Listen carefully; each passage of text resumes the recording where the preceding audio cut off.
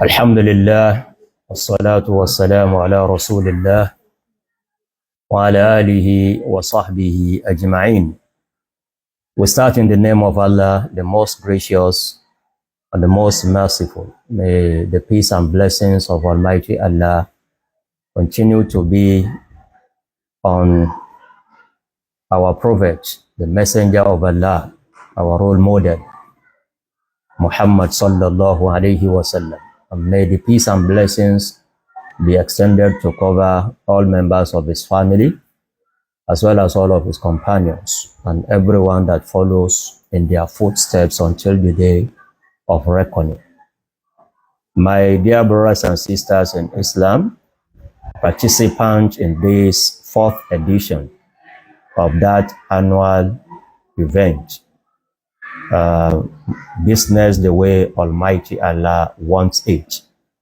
I say unto you all, Assalamu alaikum wa rahmatullahi wa barakatuh. We must begin by also appreciating the great effort of the organizers of this yearly event, particularly our dear sister, Sister Kauthar, who has been working tirelessly year in, year out to make sure that this program is sustained. Not only sustained, but the program gets better and better after every year. So may Almighty Allah accept what she's doing and all others that are with him in organizing and staging this important event. May Allah reward all of them handsomely and abundantly. And I must also apologize that I am not able to be with you physically because of circumstances that are beyond my control. It was my wish to be there, but as we all know, وَمَا تَشَاءُونَ إِلَّا أَن يَشَاءَ اللَّهُ رَبُّ الْعَالَمِينَ. When we want something, that one is subject to the wish of Almighty Allah. And my prayer is that Almighty Allah spares our lives to witness more and more of these occasions in the years to come, and may He make it easy for all of us to always participate effectively in the subsequent ones. I'm going to speak briefly about one of the main topics of this year's gathering, Waqf and Wasiyah, for economic growth and development in the Muslim community. Let's begin by way of clarifying the concept, because as scholars would say that giving a view or giving an opinion on anything must come after correct understanding of the concept itself. So what do we mean by Waqf and what do we mean by Wasiyah, and what are the similarities between the two? Al-Waqf is usually translated as endowment. Al-Wasiyah is also a form of endowment or a form of charity.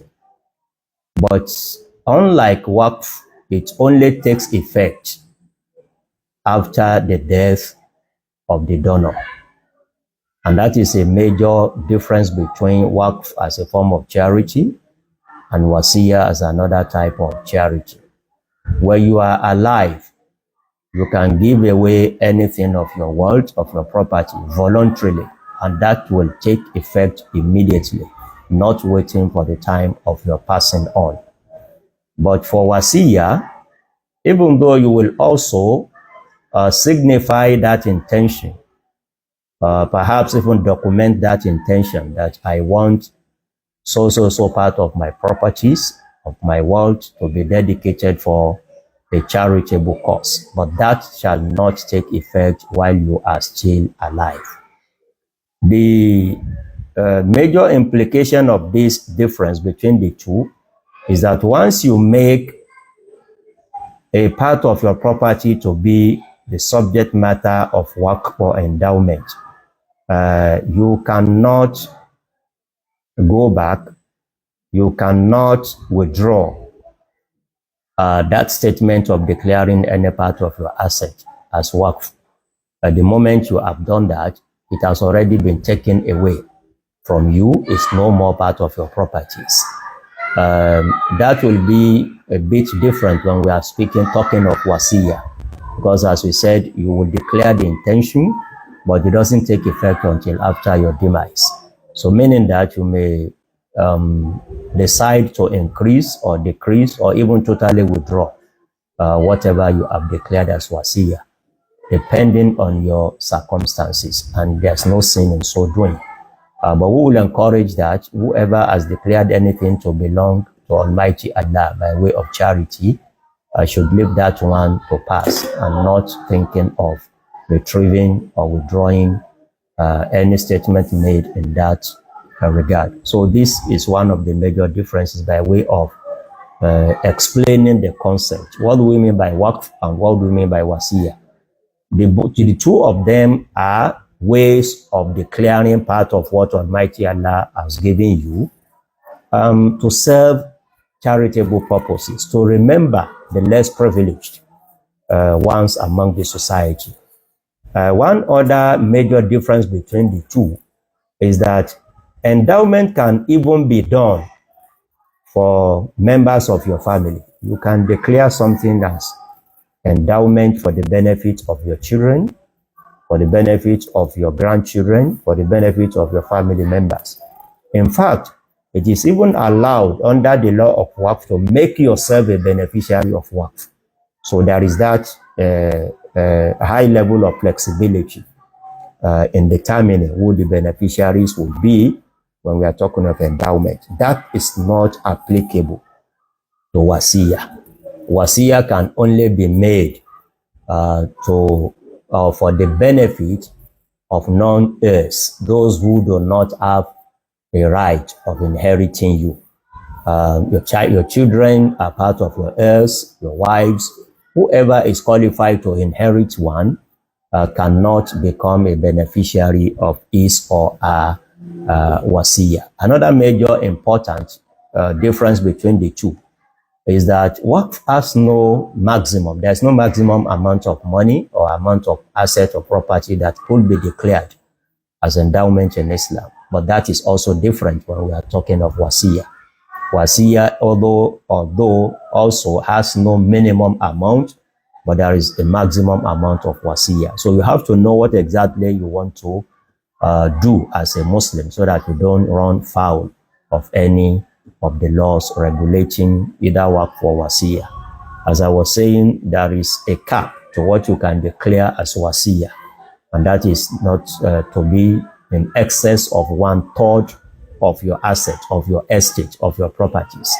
It could be less, but it cannot be more than 1/3 of what belongs to you, and you have to leave the remaining 2/3 for the benefit of your heirs to be distributed in line with the law of inheritance, as clearly stated in Al-Quran Al-Kareem and in the hadith of the Prophet sallallahu alaihi wasallam. So these are some of the areas that I would like us to get clear, so that we know exactly what we want to do. As we know, everything in Islam is guided by the laws revealed by Almighty Allah through verses of Al-Quran Al-Kareem or a hadith of the Prophet sallallahu alaihi wasallam. I mentioned a short while ago that you can even make yourself a beneficiary of Waqf. And we have seen that a very prominent example of that we have in the world today.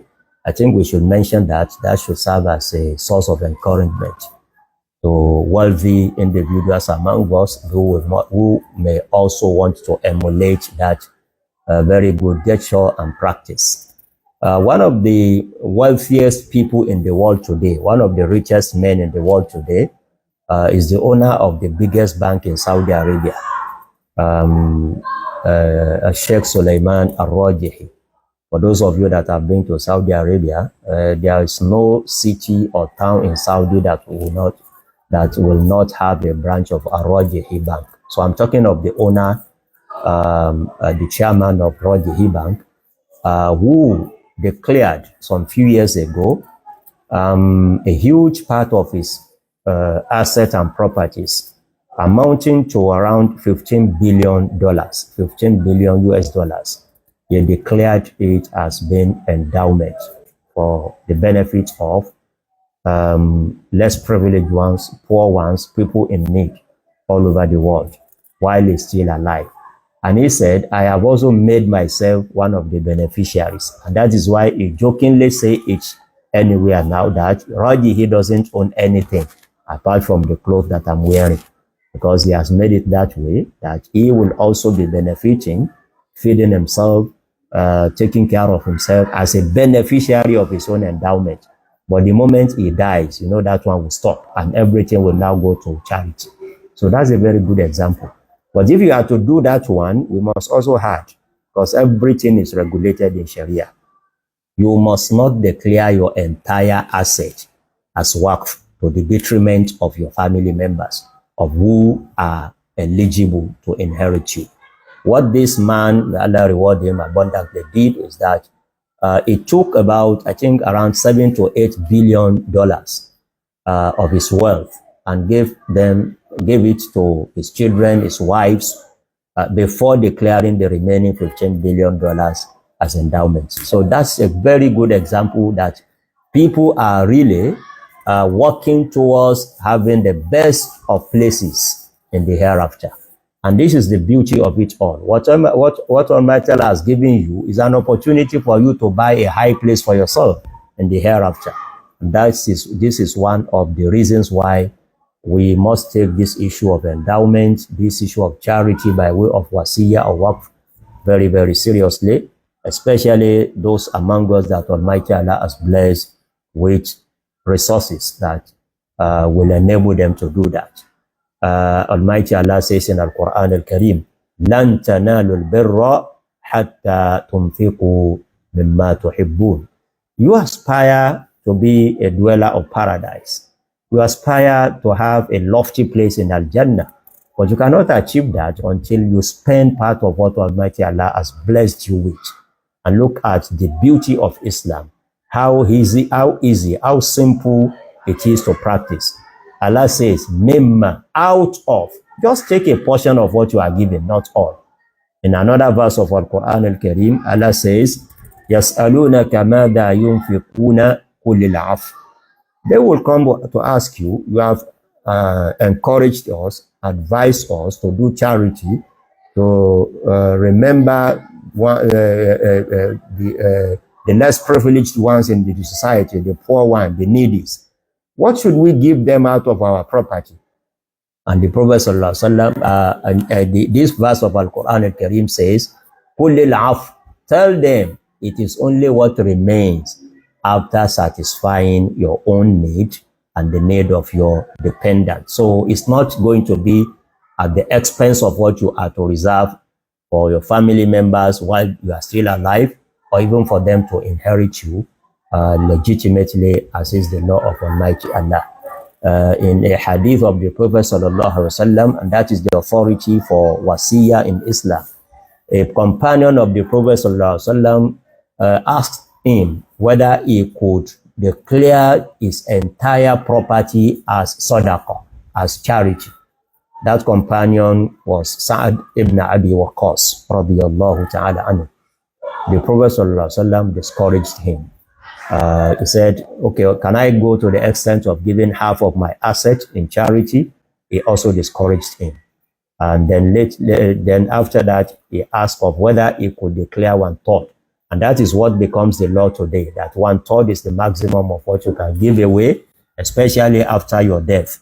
You must leave something for your heirs, your family members that are qualified to inherit you. It's far, far better for them to live a good life after you have gone. They will be praying for you. So Islam has set a balance for everything. When we ask people to donate, we ask people to declare part of their asset as charity. That should not be at the expense of discharging their duties towards their dependents, their family members, and even their heirs in any event of death.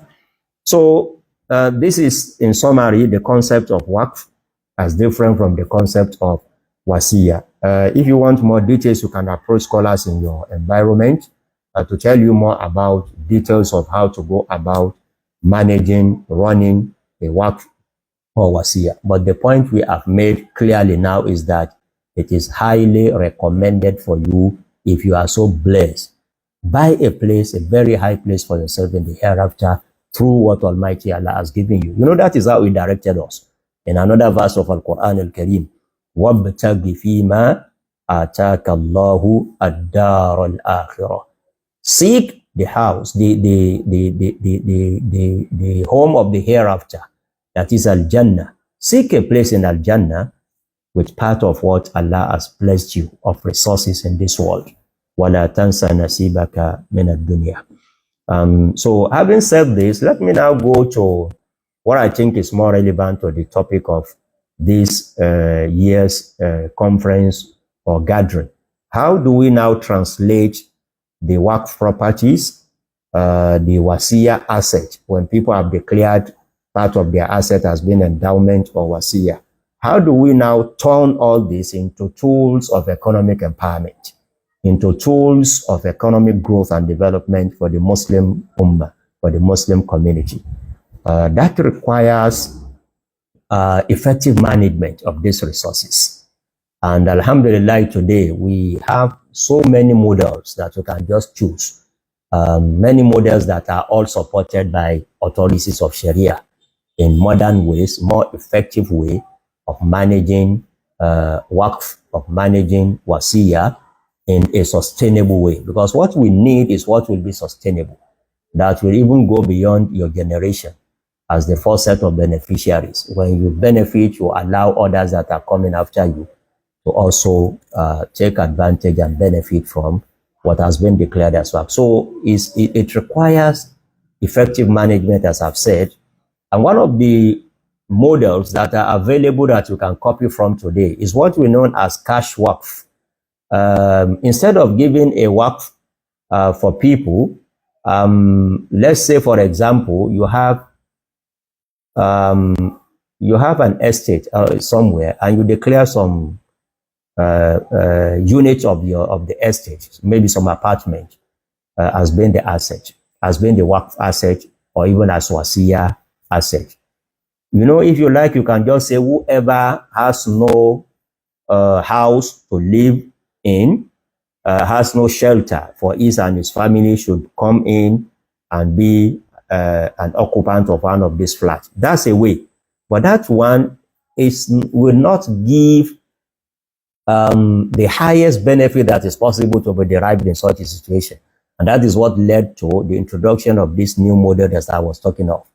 Imagine now if you have such an apartment or a building in a place like you in Lagos State. You can talk of Lekki, Ikoyi Island. You know how much it takes to rent a house, to rent an apartment there. Now, if you have someone that is will be an eligible candidate for such a waqf, he might be an unemployed person that doesn't even have a job, and he will be living in an apartment that ordinarily a tenant in such an apartment must be paying in millions. Now, come to think about it, he lives in such a very comfortable house, but every day he goes out to beg for what to eat, and his children are not able to go to school. So you will find it that you are really benefiting him, but it's not a sustainable one. It's not even something that he himself will appreciate for a long time. Now, let's look at it from the other way. When we turn each one of the new models of managing waqf by way of cash waqf, it means you will have to convert that one to an investment. It will be invested rather than being enjoyed directly. It will be invested, and whatever comes as returns from that investment will now go to those beneficiaries that have been mentioned. Yes, he said poor people in Lagos, poor people in Kano, in Kwara. Yes, we know them. But instead of asking them to come and live in such a house, not paying rent, but at the same time living in abject poverty, we can say, okay, you can move out of the house. We convert it to an investment. We look for people that are capable enough, have enough resources to pay for living in such a house. And we will be gathering millions every year. Out of those millions, we now take what will be sufficient for you. Maybe you go and rent a house elsewhere. We sponsor your children. We find a job for you. We set up a small business for you. That is what is sustainable. And that is part of the modern models, new models that we are calling for in managing effectively Waqf asset or even Wasiyah asset. We have people in small and medium enterprises, small businesses, medium scale businesses that always are in support of someone to finance them one way or the other. So we can channel whatever we get from investing Waqf and Wasiyah assets, now channel the returns to assisting them. We can also make it in a sustainable way that we will not be giving them as donations that they can just spend and come back to us tomorrow to demand for more. We can do it by way of financing their businesses. They will get loan that will not attract any amount of interest and give them a space that will be enough for them to comfortably pay back. But they will know that when they get something from these resources, they are going to pay back, and it will go that way. When we sponsor 10 this year, and those 10s are able to stand on their feet, their businesses are running now, they will come back, pay back, and we sponsor other 10 beneficiaries, and it will be revolving that way in a sustainable manner. And I want to even advise us, not just Waqf and Wasiyah, even our zakat be managed in such a way. You know, in some schools of Islamic law, in the Shafi'i school of Islamic law, zakat should be for empowerment of people. When you give zakat to someone this year, it should be to an extent that he or she will be able to stand on his or her, be self-sufficient. In fact, they said that to the extent of looking at him or her as a potential giver of zakat in the years to come. So this is what we are calling for now, and this is what I think part of the purposes of this, a conference like this one. Let's think of creative ways, new models of effectively managing our Waqf asset, our Wasiyah asset. After we have encouraged ourselves that if you are given resources, buy a lofty high place for yourself in the hereafter. You know, it's a fact that when you are gone, people that you left behind, they love you, but they have their own priorities too. They may not be thinking of setting up something for you after you have gone. So it's better to set it while you are alive. And we have many examples that we can cite on that one, but we may not have enough time for that one. So effective management of Waqf asset. And before I conclude, I think there is a problem we also need to address, particularly in this part of the world. This culture of giving, we don't have it. We don't have it when we are growing up in our societies. I have an opportunity of saying this because of having interacted with people from other parts of the world. And I know what it means to have that culture of giving, the culture of giving. I think we need also to do something on that one by encouraging our children right of the tender age. When you give them, you take your child, for example, to a mosque, and you see someone standing up that is an orphan, is a widow, is looking for support, and you take out 1,000, 3,000, 5,000 from your pocket and give, and you have given your child maybe 1,000 naira, 500 naira to use for his transportation to school, to feed himself while he gets to school, by way of just training him or her. Can you take just 1 naira of that one and give this poor individual?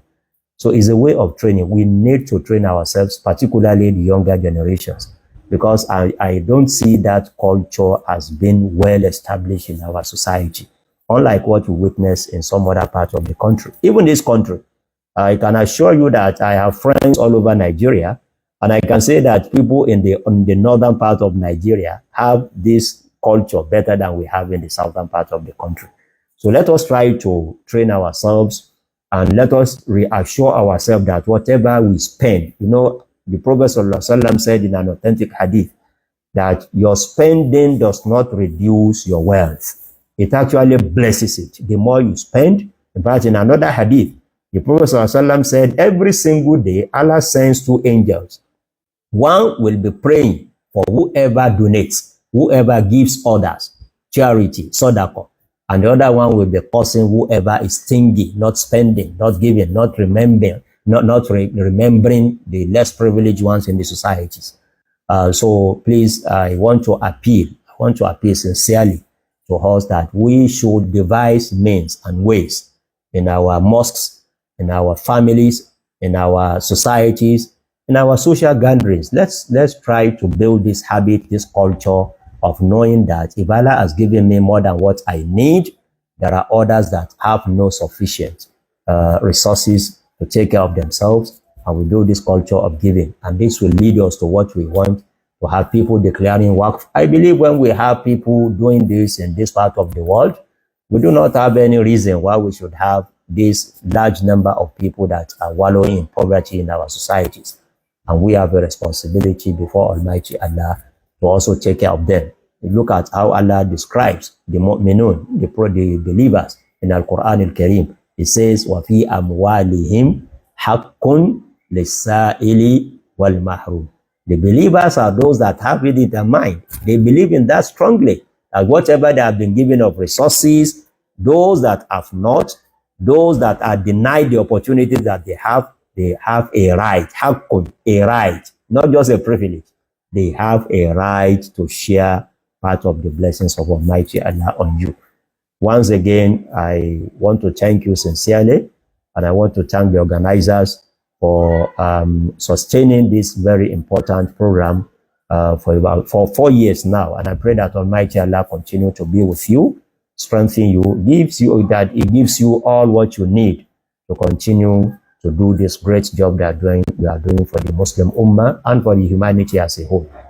Wassalamu alaikum wa rahmatullahi ta'ala wa barakatuhu. Wa iyyakum.